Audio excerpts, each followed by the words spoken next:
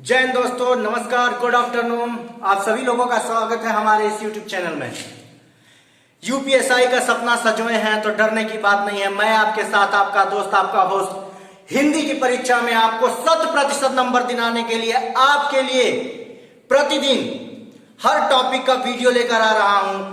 करना केवल आपको इतना है कि आपको वीडियो देखना है और अपने सपनों को साकार करने के लिए हिंदी से संबंधित चिंताओं को छोड़ देना है। हिंदी में मैं आपको गारंटी देता हूं कि आप 100% नंबर लाने वाले हैं। मैं वे हर टॉपिक आपको पूरी तरह से पढ़ाऊंगा जिसमें आपके नंबर आते हैं। वे पूरे सिलेबस को मैं कंप्लीट कराऊंगा जिसमें आपके नंबर गेन कर सकते हैं। देखिए, हिंदी एक ऐसा टॉपिक है जिसमें आप बहुत नंबर गेन कर सकते हैं। आप हिंदी को हल्के में मत लीजिए, लेकिन आप मेरे साथ जुड़िए और हिंदी आपके लिए हल्का हो जाएगा, आसान हो जाएगा। तो अगर आपका सपना है कि कंधे पे 2 स्टार लगाने हैं, यूपीएसआई बनना है, तो आपको मेरे साथ जुड़ना है।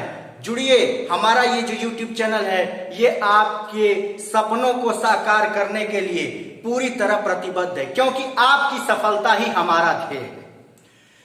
आज का टॉपिक है राजभाषा के रूप में हिंदी का विकास। हिंदी के साहित्य के इतिहास में आज हमारा टॉपिक है राजभाषा के रूप में हिंदी का विकास।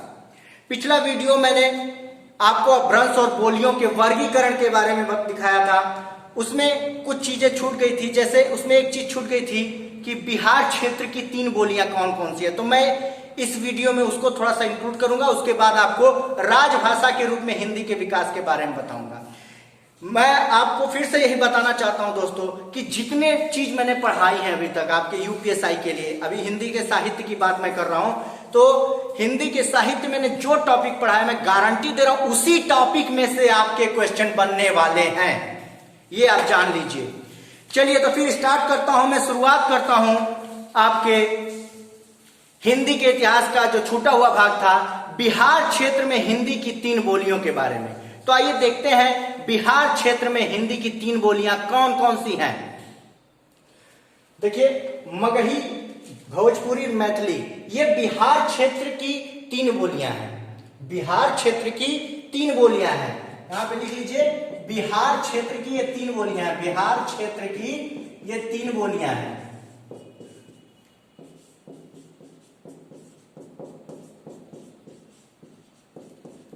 बिहार क्षेत्र की 3 बोलियां हैं, मगही, भोजपुरी और मैथिली। मगही जो बोली जाती है पटना में बोली जाती है, गया में बोली जाती है, पलामू में, मुंगेर में, भागलपुर क्षेत्र में बोली जाती है और इसके आसपास के क्षेत्रों में मगही बोली जाती है। ठीक है। उसके बाद बात करेंगे भोजपुरी की। भोजपुरी एक ऐसा जो है कि बोली है जो सबसे अधिक लोगों द्वारा बोली जाती है और इस बोली की प्रयोग या उपयोग कह सकते हैं सबसे ज्यादा पिक्चर फिल्मों में की गई है। दूरदर्शन पे भी इसके बहुत सारे प्रसारण हैं जो भोजपुरी में आते हैं। भोजपुरी गाजीपुर में, आजमगढ़ में, चंदौली, बलिया, देवरिया, चंपारण, सारण, गोरखपुर, वाराणसी, इन सब के आसपास के क्षेत्रों में भी बोली जाती है, जिसमें जौनपुर है। ठीक है। तो ये जो भोजपुरी है ये ज्यादा लोगों द्वारा बोले जाने वाली एक बोली है। भोजपुरी के शेक्सपियर या भोजपुरी के प्रेमचंद भिखारी ठाकुर को कहा जाता है। भोजपुरी का प्रसार भारत के अलावा त्रिनिदाद, गुयाना और मॉरिशस जैसे देशों में भी है। ठीक है। अब बात करेंगे मैथिली की। तो मैथिली दरभंगा में बोली जाती है, मुंगेर के कुछ अंशतः कुछ जगहों पे बोली जाती है, क्योंकि मुंगेर में मगही भी बोली जाती है, तो मुंगेर में अंशतः जो है कि मैथिली भी बोली जाती है कुछ जगहों पे। पूर्णिया एक जगह है, वहां पे बोली जाती है। तो इनके आसपास के क्षेत्रों में मैथिली भाषा बोली जाती है। ये बिहार क्षेत्र की हिंदी की 3 बोलियां हैं। इनको आप ध्यान से देख लीजिए, जो पिछले वीडियो में छूट गया था, यानी उस वीडियो में आ नहीं पाया था, तो ये इसको ध्यान से देख लीजिए, क्योंकि ये बहुत इंपॉर्टेंट है। और ये इंपॉर्टेंट यूपीएसआई के मद्देनजर तो है ही है, बिहार एसआई की भी जो लोग तैयारी कर रहे हैं उनके लिए भी ये बहुत इंपॉर्टेंट टॉपिक है। आइए अब देखते हैं राजभाषा के रूप में हिंदी का विकास। राजभाषा के रूप में हिंदी के विकास के बारे में हम चर्चा करेंगे। देखिए मेरे प्यारे विद्यार्थियों, इस टॉपिक से, ये जो राजभाषा के रूप में हिंदी का विकास है, इससे सदैव प्रश्न पूछे जाते हैं। जिस भी आपके हिंदी का प्रश्न पत्र जब बनता है तो जो प्रश्न पत्र बनाने वाले लोग होते हैं इसमें से प्रश्न पक्का उठाते हैं। तो इस बात का ध्यान रखिएगा, ये बहुत इंपॉर्टेंट टॉपिक है और इंपॉर्टेंट ही नहीं, वेरी वेरी इंपॉर्टेंट टॉपिक है। इससे प्रश्न आने ही आने हैं। तो राजभाषा के रूप में हिंदी का विकास जो है, राजभाषा सबसे पहले जानते हैं राजभाषा कहते किसे हैं। तो राजभाषा यानी जिस भाषा में शासन का कामकाज होता है, जिस भाषा में शासन का कामकाज होता है उसे हम राजभाषा कहते हैं। अशोक के समय पाली राजभाषा थी। राजस्थान में 11वीं तथा 15वीं शताब्दी के मध्य पूर्वालेखों से पता चलता है कि उस समय हिंदी जो है मिश्रित संस्कृत थी। यानी उस समय जो हिंदी बोली जाती थी वो संस्कृत में मिला जुला कर बोली जाती थी। गयासुद्दीन से लेकर के अकबर तक जितने भी शासक हुए उन सभी की राजभाषा हिंदी थी। परंतु अकबर के शासनकाल में मंत्री टोडरमल के आदेश पर हिंदी को राजभाषा के पद से हटा करके फारसी को राजभाषा के पद पर सुशोभित कर दिया गया था। तब 1833 ईस्वी तक राजभाषा के रूप में फारसी को रखा गया। उसके बाद लॉर्ड मैकाले के प्रयास से फारसी को हटाकर अंग्रेजी को राजभाषा के पद पर सुशोभित कर दिया गया। 1833 ईस्वी तक फारसी राजभाषा रही। इसके बाद जब अंग्रेजी को राजभाषा के पद पर सुशोभित कर दिया गया तो हमारे देश की जनता द्वारा, हमारे देश के क्रांतिकारियों द्वारा हिंदी को राजभाषा बनाने का पुरजोर मांग उठा, जोरदार इसकी जो है कि मांग उठी। पंडित मदन मोहन मालवीय के सतत प्रयत्नों से, यानी पंडित मदन मोहन मालवीय जी ने प्रयत्न किया कि 1901 ईस्वी में संयुक्त प्रांत की कचहरी में हिंदी को उर्दू के समान अधिकार मिला। हिंदी को उर्दू के समान अधिकार मिला।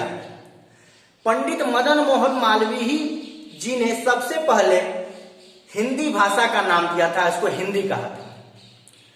हिंदी भाषा का प्रस्ताव संविधान सभा के सामने सबसे पहले प्रस्तुत किया था गोपाल स्वामी अयंगर ने, जिसको मान्यता मिली थी 14 सितंबर 1949 को। यानी 14 सितंबर 1949 को हिंदी को हमारे संविधान में स्थान दे दिया गया था एक राजभाषा के रूप में। अब बात करेंगे दोस्तों हम कि संविधान में किस अनुच्छेद से किस अनुच्छेद तक भाषा संबंधी बात है। तो मैं आपको बताना चाहूंगा कि संविधान के अनुच्छेद 343 से लेकर के 351 तक भाषा संबंधी विषयों के बारे में बताया गया है। अनुच्छेद 343 से 351 तक भाषा संबंधी विषयों के बारे में बताया गया है। मैं सभी अनुच्छेद को बारी बारी आपको समझाता हूं और उसके बारे में आपको विवरण देता हूं। आइए देखते हैं कि अनुच्छेद 343 क्या कहता है। तो अनुच्छेद 343 आपको कहता है कि हमारे देश की राजभाषा हिंदी और लिपि देवनागरी है। क्या है? हमारे देश की राजभाषा हिंदी और लिपि देवनागरी है। आइए देख लेते हैं।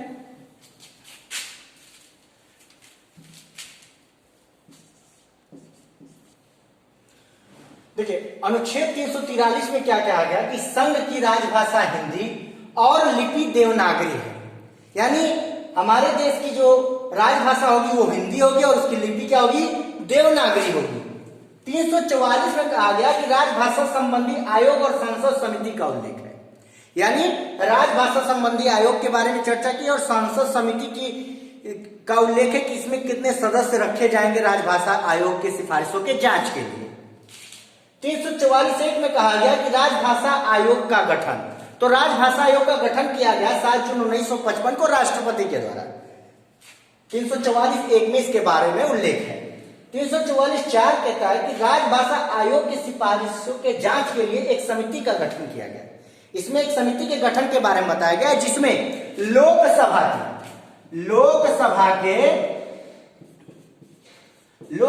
के 20 सदस्य और राज्यसभा के 10 सदस्य मनोनीत किए गए। राज्यसभा के 10 सदस्य मनोनीत किए गए, यानी कुल 30 सदस्यों का एक जो है कि समिति गठित किया गया जो राजभाषा आयोग की सिफारिशों की जांच करने के लिए। ठीक है दोस्तों, ये हो गई 343 से 344(4) तक। अब हम लोग बात करेंगे 1945 से। लेकिन उससे पहले मैं आपको बताना चाहूंगा, राजभाषा आयोग के प्रथम अध्यक्ष बाल गंगाधर खरे थे। कौन थे? बाल गंगाधर खरे। और इसकी पहली बैठक 15 जुलाई 1955 को हुई थी।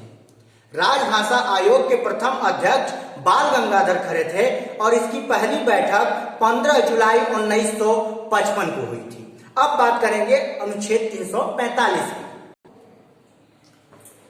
अनुच्छेद 345 क्या कहता है कि राज्य में प्रयुक्त होने वाली भाषाओं में किसी एक या अनेक या हिंदी को शासकीय प्रयोजनों के लिए अंगीकृत करने से संबंधित है। यानी आप किसी भी राज्य में कौन सी भाषा बोल सकते हैं अपने शासकीय प्रयोजनों के लिए, उसके बारे में यहाँ पे उल्लेख है।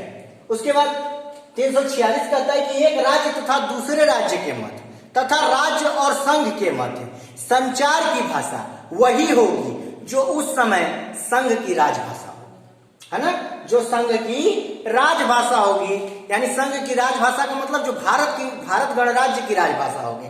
यानी यदि यहाँ का कोई व्यक्ति या कोई प्रधानमंत्री जो है कि प्रधानमंत्री किसी दूसरे राज्य में बात करते हैं, मान लीजिए प्रधानमंत्री बंगाल में बात करते हैं, तो वो संघ की राजभाषा का प्रयोग करेंगे, न कि वहां के स्थानीय भाषा का प्रयोग। तो इसलिए इसका उल्लेख भी किया गया। यानी अगर मान लीजिए उत्तर प्रदेश के मुख्यमंत्री केरल में बात करते हैं तो वह वहां की भाषा का प्रयोग न करके संघ की राजभाषा का प्रयोग करेंगे, यानी हिंदी या अंग्रेजी में बात करेंगे। चलिए अब आगे बढ़ते हैं। अब देखते हैं 347 में क्या चर्चा की गई है भाषा के बारे में। अनुच्छेद 347 कहता है कि राज्य की जनसंख्या के किसी भाग द्वारा बोले जाने वाली भाषा के संबंध में विशेष उपबंध उल्लिखित है।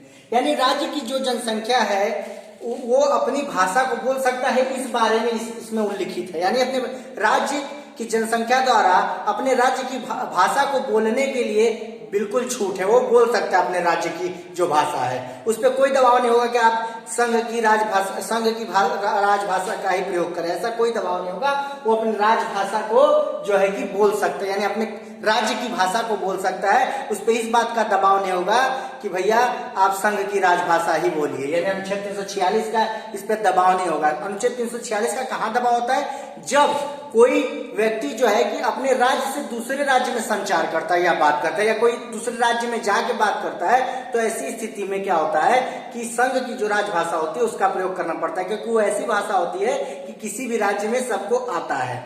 ठीक है, इसलिए इस बात का बंद किया गया है। अब बात करेंगे 348 की। 348 में नहीं लिखा है, ये सब लगभग लोगों को पता होता है कि 348 का अनुच्छेद क्या है। सुप्रीम कोर्ट, हाई कोर्ट, संसद में जो कार्य किए जाते हैं, जैसे बिल पास होते हैं, अधिनियम जो होते हैं, विधेयक जो होते हैं, इन सबों में जिन भाषा का प्रयोग होता है उन भाषा के बारे में 348 में उल्लेखित किया गया है। यानी कौन सी भाषा जो है कि सुप्रीम कोर्ट में यानी सर्वोच्च न्यायालय में, हाई कोर्ट यानी उच्च न्यायालय में, या संसद में, पार्लियामेंट में, और विधानसभा में, मतलब कि इनकी जो विधेयक हैं, इनके जो बिल हैं, इनके जो अधिनियम हैं, ये किस भाषा में होंगे, तो इसका जो है कि उल्लेख अनुच्छेद 348 में किया गया है। ठीक है, अब बात करेंगे 349 की। अनुच्छेद 349 की तो भाषा संबंधी विधियों को अधिनियमित करने के लिए विशेष प्रक्रिया का उल्लेख है। यानी भाषा की जो विधियां हैं उनको नियमित करने के लिए इसमें एक विशेष प्रक्रिया का उल्लेख है अनुच्छेद 349 के अंतर्गत। अनुच्छेद 350 कहता है कि शिकायतों को दूर करने के लिए अभ्यावेदन में भरे जाने या प्रयोग किए जाने वाले भाषा का उल्लेख। यदि आपको किसी भाषा से शिकायत है तो उसके अभ्यावेदन में किस प्रकार की भाषा का प्रयोग किया जाएगा, इसके बारे में उल्लेख आपको 350 अनुच्छेद के अंतर्गत है। अब हम लोग देखेंगे 350 क। 350 क में कहा गया है कि प्राथमिक स्तर पर मातृभाषा में शिक्षा, यानी जो प्राइमरी स्तर के बच्चे हैं उनको अपनी मातृभाषा में शिक्षा की व्यवस्था की बात कही गई है। नई शिक्षा नीति के अंतर्गत भी यही बात कही गई है। तो जो प्राथमिक स्तर के बच्चे हैं, जो बंगाल के रहने वाले, आसाम के रहने वाले हैं, तो वो अपनी मातृभाषा यानी कि वहाँ लोकल लैंग्वेज में शिक्षा को प्राप्त कर सकते हैं। इसमें कोई रुकावट पैदा नहीं कर सकता है, इसमें कोई दबाव नहीं बना सकता कि आपको संघ की राजभाषा के अनुसार ही शिक्षा देनी, ऐसा कोई दबाव नहीं बना सकता। क्यों? क्योंकि अनुच्छेद 350 के अंतर्गत ये बात कही गई है कि प्राथमिक स्तर पर मातृभाषा में शिक्षा दिया जा सकता है। उसके बाद 350 ख में अल्पसंख्यक वर्गों के लिए राष्ट्रपति द्वारा विशेष अधिकारी की नियुक्ति की गई है, यानी उनके भाषा के संरक्षण के लिए, उनके भाषा के देखरेख के लिए। 351 में हिंदी के विकास के लिए निर्देशों का उल्लेख है। तो ये तो हो गई आपकी 343 से 351 तक अनुच्छेद। अब हम लोग बात करेंगे 8वीं अनुसूची में, 8वीं सूची में, अष्टम सूची में जो है कि 22 भाषाएं कौन कौन सी हैं, तो उसके बारे में हम लोग चर्चा करेंगे। देखिए अष्टम सूची में 22 भाषाएं, अष्टम सूची में 22 भाषाओं में पहले 14 भाषा ही थी, पहले 14 भाषाओं का ही जो है कि यहाँ पे मिलता है। उसके बाद संशोधनों के द्वारा और भाषाएं बढ़ाई गई हैं। पहले 14 भाषा कौन कौन से उनको देख लेते हैं। असमिया, बांग्ला, गुजराती, हिंदी, कन्नड़, कश्मीरी, मलयालम, मराठी, उड़िया, पंजाबी, संस्कृत, तमिल, तेलुगु, उर्दू, ये पहले 14 भाषाएं थे अष्टम सूची में। ठीक है, उसके बाद 21वें संशोधन जो कि 1967 वर्ष में हुए थे, वर्ष 1967 में 21वां संशोधन हुआ था, जिसमें जो है कि सिंधी भाषा को शामिल किया गया 8वीं सूची में। ठीक है, फिर उसके बाद 71वां संशोधन हुआ 1992 में, वर्ष 1992 में। देखिए डेट याद रखिएगा, डेट बहुत ही इंपॉर्टेंट होता है। 71वें संशोधन 1992 में कोंकणी को 16वें नंबर पे, 17वें नंबर पे मणिपुरी, 18वें पे नेपाली को रखा गया 71वें संशोधन के अंतर्गत, यानी 1992 में। अब 92वें संशोधन के अंतर्गत सन 2003 में बोडो, डोगरी, मैथिली और संथाली भाषाओं को रखा गया, जो कि बोडो 19, डोगरी 20, मैथिली 21 और संथाली 22, यानी ये 22 भाषाएं इस समय 8वीं सूची में शामिल हैं। ठीक है, तो इसको एक बार ध्यान से देख लीजिए, इसके नोट्स जरूर बनाइएगा, क्योंकि ये नोट्स आपको केवल यूपीएसआई के लिए नहीं बल्कि जो भी प्रतियोगी परीक्षा है, जिसमें भी आपका हिंदी आता हो, मैं आपको इस बात की गारंटी देता हूं, मैं बार बार जोर देता हूं आपको इस बात का कि जो मैं पढ़ा रहा हूं उसको इतना आसानी से मत लीजिए, हल्के में मत लीजिए। पेपर में बैठेंगे तो समझ में आ जाएगा कि किसके साथ क्या पढ़े थे आप। ठीक है, तो मैं आपको जो पढ़ा रहा हूं वो ही आपके पेपर में आने वाले हैं, बस आपको पढ़ने की जरूरत है, हल्के में मत लीजिए पेपर को। ठीक है, तो ये जो टॉपिक है इसको एकदम देख लीजिए, इसका नोट्स तैयार कीजिए। ये नोट्स आपको बहुत दिनों तक काम आएगी, बहुत सारी प्रतियोगी परीक्षाओं में काम आएगी, और मैं भगवान से दुआ करता हूं कि आपको बहुत सारी प्रतियोगी परीक्षाओं की जरूरत ना पड़े। आपका ये जो सपना अभी का है यूपीएसआई में आपके 2 स्टार लगाने हैं, तो मैं हिंदी से संबंधित आपके सारे अड़चन को दूर कर दूंगा। हिंदी में आपको कोई नहीं रोक सकता, इस बात की मैं गारंटी दे रहा हूं। बड़े से बड़े जो है कि चट्टानों को, जो हिंदी के चट्टान होंगे, उसको आप आसानी से तोड़ लेंगे, लेकिन आपको करना पड़ेगा। देखिए बिना करे कुछ होता नहीं है। ठीक है, एक चीज और मैं आपको बताना चाहूंगा कि देखिए भारत की राजभाषा हिंदी और अंग्रेजी दोनों है। क्यों है इसके बारे में बताता हूं। अनुच्छेद 120 की धारा 1 और भाग 17 के अनुसार 348 में जो है कि कहा गया है कि संसद के सारे कार्य हिंदी और अंग्रेजी दोनों भाषाओं में होंगे। हालांकि ये कहा गया था कि 1965 के बाद इसको बदल दिया जाएगा, परंतु ऐसा नहीं हो सका, सरकारी नीतियों के कारण ऐसा नहीं हो सका। 1963 और 67 के मध्य इसमें संशोधन हुए, और ऐसे संशोधन हुए कि हिंदी के साथ साथ अंग्रेजी को भी राजभाषा के पद पर सुशोभित कर दिया। तो यदि आपसे कोई पूछता है कि हमारे संघ की राजभाषा, हमारे देश की राजभाषा क्या है, तो हमारे संघ और हमारे देश की राजभाषा हिंदी के साथ साथ अंग्रेजी भी है। क्योंकि मैंने अभी कुछ देर पहले ही बताया था कि अगर कोई मुख्यमंत्री किसी अन्य राज्य में बात करता है तो हिंदी या अंग्रेजी में बात करेगा, जो कि राजभाषा। उस समय आप शायद ये सोच रहे होंगे कि सर अंग्रेजी को क्यों ला रहे हैं, तो मैं इसीलिए अंग्रेजी को ला रहा था क्योंकि अंग्रेजी भी हमारी राजभाषा में ही है, यानी हमारी राजभाषा हिंदी और अंग्रेजी दोनों है। ठीक है दोस्तों, तो ये जो टॉपिक मैंने आज जो भाग 3 पूरा किया, ये हिंदी साहित्य का पूरा हो गया। अब मैं अगला वीडियो आपके लाऊंगा कि आपके प्रश्न क्या क्या आते हैं, उन प्रश्नों का वन लाइनर पूरा टॉपिक में लेके आऊंगा, ताकि आपको जितना मैंने अभी तक पढ़ाया, भाग 1, भाग 2, भाग 3, ये सारा क्लियर हो जाए उन प्रश्नों से, यानी कैसे कैसे प्रश्न आते हैं। और आप देखिएगा कि आपके वही प्रश्न आएंगे जो मेरे वीडियोस में आप लोग पढ़े होंगे। तो वीडियो को मैं फिर कर रहा हूं कि भैया, अगर आपका सपना है तो आपके सपने को साकार करने के लिए हम आपके साथ कंधे से कंधा मिलाकर तैयार हैं। आप अपने सपने को साकार कीजिए, हम आपके साथ चल रहे हैं। बस मेहनत को करते रहिए, हमेशा डटे रहिए। फिर आपको अगले वीडियो के साथ हिंदी इतिहास के जो साहित्य इतिहास का जो भी प्रश्न आए हुए हैं पिछले वर्ष परीक्षाओं में, उसके साथ मैं उपस्थित होऊंगा। तब तक आप इनके नोट्स बना लीजिए और इनको तत्परता से पढ़िए, और पूरा सिलेबस मैं कंप्लीट कराऊंगा और पूरे सिलेबस में से ही परीक्षा आएगा, इस बात की गारंटी देता हूं। तो वीडियो को देखते रहिए। यदि वीडियो पसंद आया हो, आपको समझ में आया हो, आपको लगता हो कि हाँ सर में कुछ बात है, सर ने अच्छा पढ़ाया, सर का ये जो टॉपिक है ये बहुत गेन कराएगा हमें मार्क्स परीक्षा में, तो प्लीज वीडियो को लाइक कीजिए। और यदि आप नए हैं हमारे चैनल पे तो आप सब्सक्राइब कीजिए, ताकि हमारा जो भी नया वीडियो आता रहे आपको नोटिफिकेशन मिल जाए। तभी तक के लिए जय हिंद, जय भारत।